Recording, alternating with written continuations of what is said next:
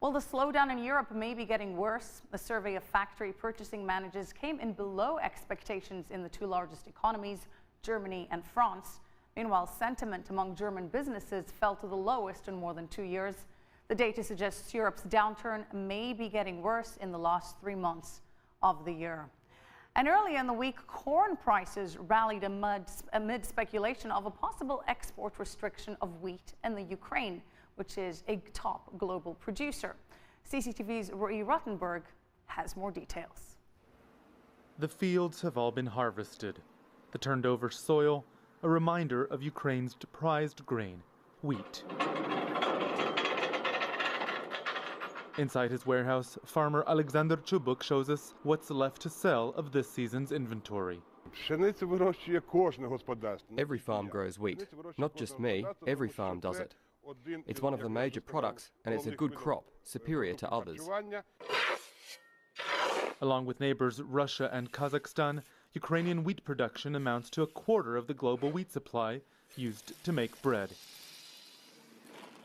After Ukrainians get their share, the rest goes abroad, much of it to the Middle East and Africa. A domestic shortage in 2008, based on production miscalculations, triggered food riots in part of the African continent, including Egypt. 2 years later, hoping to avoid the same mistake, Ukraine restricted exports for 3 months. Russia did the same. This year, in June and July, dry weather in southern Ukraine led to a significant drop in national production levels.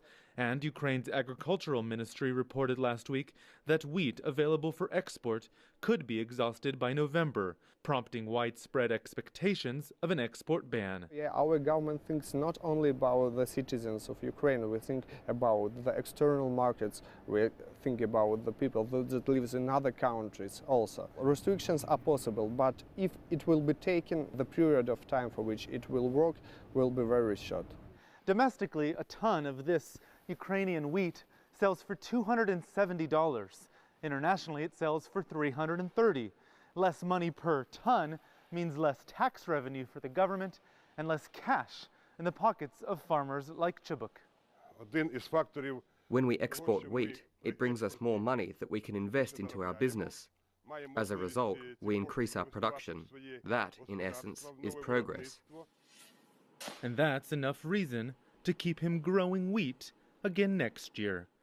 Roee Ruttenberg, CCTV, in Zgorivka, Ukraine.